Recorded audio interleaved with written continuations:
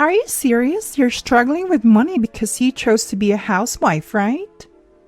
I was taken aback by what my brother-in-law's wife said to me.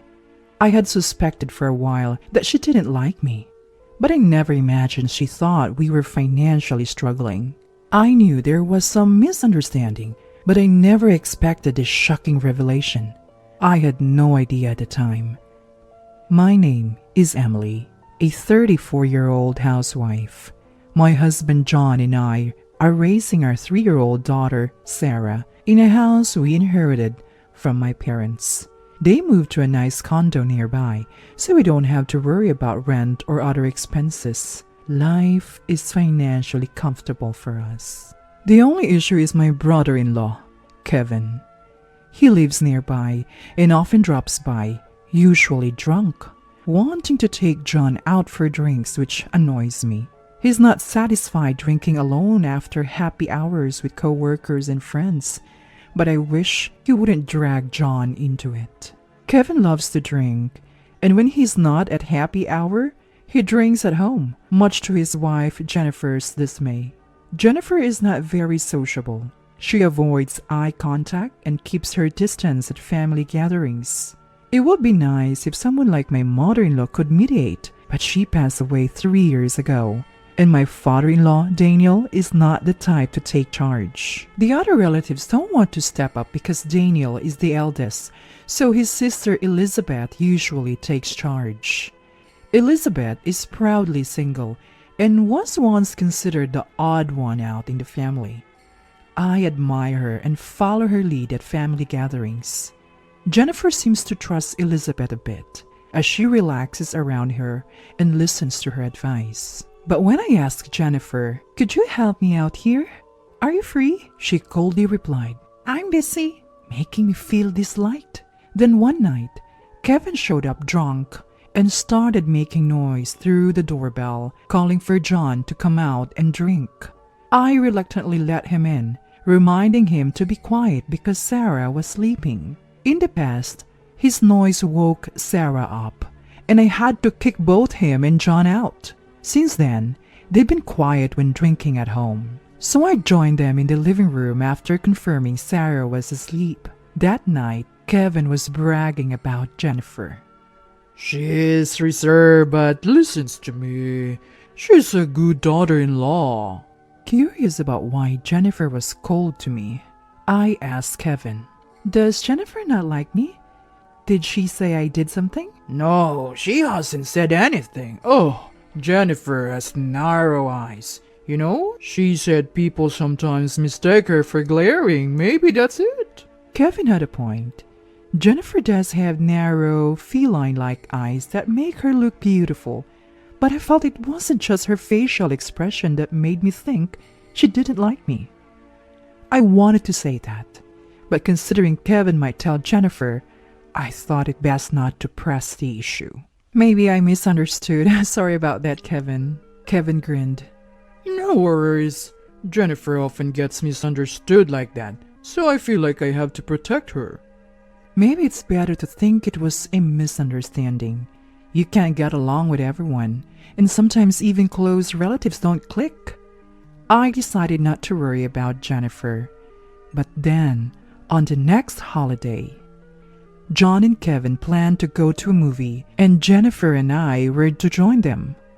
We left Sarah with my parents, so it felt like a break from parenting. John and Kevin paid for the movie tickets, so when Jennifer and I went to the restroom, I suggested we cover lunch. Lunch is cheaper than movie tickets. Don't you think that's fair? Jennifer frowned and glared at me. "Are you serious? You're a housewife because you're broke, right? And yet you're spending money on a day out? Do you even have the money to split the lunch bill?" I was stunned, not just by the amount she spoke, but also by her assumption that we were poor. It's true that John may not have a very high annual income, but he's not as worried about money as people say. Wait a minute, Jennifer. We're not struggling that much, I wanted to say, but Jennifer had already left the restroom. When we got out, John and Kevin were chatting happily, so it wasn't the right moment to bring up what Jennifer had said. At lunch, when it was time to pay, I forcefully said, "We had the guys pay earlier, so Jennifer and I decided to split this one." Jennifer gave me a dark look, but I made her nod in agreement and paid my half. It seemed like she had planned to pay for all four of us, making me wonder just how broke she thought we were. When we got home, I consulted John. "Do you know why Jennifer thinks we're poor?" What? How did that even come up? I recounted a restroom conversation to John, who looked puzzled. I wonder why she thinks that. I make an average salary and you have rental income that we are saving. Why would she think we're broke? "But we're saving that money for Sarah's future just in case she wants to become a doctor or something. Don't count on it." John laughed. Oh, you're such a worrier. You brought property to get rental income because you were worried about not having a pension. Now you're worried about Sarah's tuition? Well, I can't help but worry. I've always been a worrier.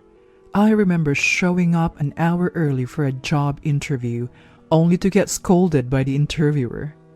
John always tells me not to worry so much, that things will work out, but I can't help it.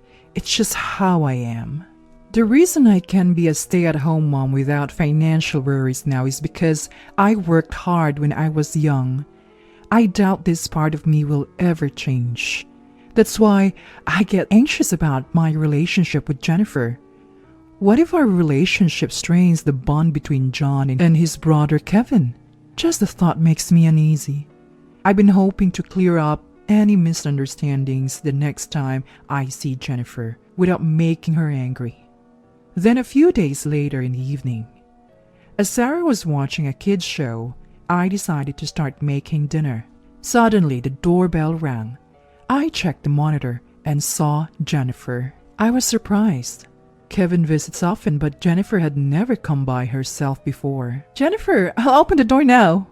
I welcomed Jennifer in, offered her a seat on the sofa, and served her some coffee. She looked around the room and said, "You live in a pretty nice house, huh?" with a displeased look on her face. "It's my family home. My parents moved to a condo, so it's just the three of us now." "So, no rent or mortgage?" "None." Jennifer suddenly looked down, trembling. Then she looked up, furious, and yelled, "So you do have an extra money? Stop pretending you're broke. Help pay for Linda's care." Sarah was startled and began to cry loudly. I immediately hugged Sarah, soothing her. It's okay. Jennifer's not mad. Don't be scared." As I comforted Sarah, she eventually calmed down and fell asleep.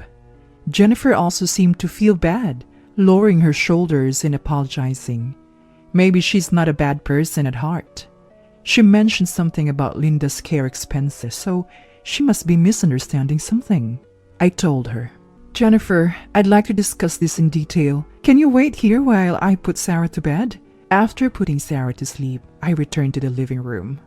"I'm really sorry." "It's fine. But what were you saying about Linda's care expenses?" "Linda passed away 3 years ago." Jennifer looked puzzled. "What? Do you know Linda?" "No, I've never met her. Kevin told me his parents are divorced and he's taking care of Linda, who is in a nursing home. It costs $2,000 a month, so both of us are working hard to pay for it. But why should we be the only ones paying?" "So, that's why you were upset with me." Finally, I understood why Jennifer had been upset with me, and while I felt relieved, something still bothered me. Oddly, Jennifer didn't seem to resent John, who also wasn't contributing to the care costs. I wanted to know why. Jennifer provided the answer. "Kevin told me that John had asked you to contribute $1,000 a month for care costs, but you apologized to Kevin, saying you had too much debt to pay. You also told Kevin you are keeping this a secret from John, so I thought you were the only one at fault." "What? Can we get Kevin here? And Daniel too? I'll tell John to come home early." This couldn't be left unaddressed. I immediately contacted Daniel, John, and Kevin to gather everyone. Before they arrived, I dropped Sarah off at my parents' house. John came home without working overtime, and Daniel showed up looking concerned. When Kevin finally arrived, I confronted him. Kevin, Jennifer told me you've been claiming Linda is alive and that you're paying $2,000 a month for her care?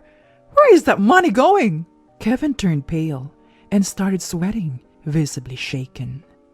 John and Daniel looked at Kevin in disbelief, but he remained silent. Jennifer told me that John had asked me to pay $1,000 to you, Kevin, and that I couldn't because I had debts which I was keeping a secret from John. What's going on? John finally spoke up. What are you talking about? Emily doesn't have any debt. She's more financially savvy than anyone and even has income from real estate. Kevin, what's this about mom's care costs? Finally, Kevin began to confess. I'm sorry. Before proposing, I found out Jennifer made more money than me. I thought about how to shift some of that money to me. Jennifer's expression changed instantly, her face turning to one of fury. Kevin, now terrified, continued. So I made up that mom was alive and needed care costs. I thought if I claimed to contribute $1,000 and got Jennifer to pay the other half, our take-home pay would be about the same. Daniel finally spoke. I see. Whenever I brought up Linda, Kevin would change the subject. I thought he was still grieving. To use Linda's memory to scam people out of money. I didn't raise you to be this kind of person. Daniel rarely speaks at family gatherings, so hearing him talk this much was unusual. He must be really upset. Kevin stood up, visibly frustrated. This is ridiculous. I work the same hours as Jennifer, and our jobs aren't that different. In fact, her company is lower ranked than mine. She's even 2 years younger than me. Why is there a $1,000 difference in our monthly salaries? She's a woman. She should just keep quiet. That's when Jennifer exploded. What? Do you know how hard I work as a student?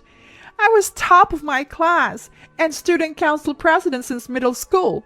I studied day and night to get into a top university. Didn't you say you didn't care about college exams? I have what I have now because I worked for it. Don't be jealous. Jennifer took a deep breath, having said her piece. I also had something to say to Kevin.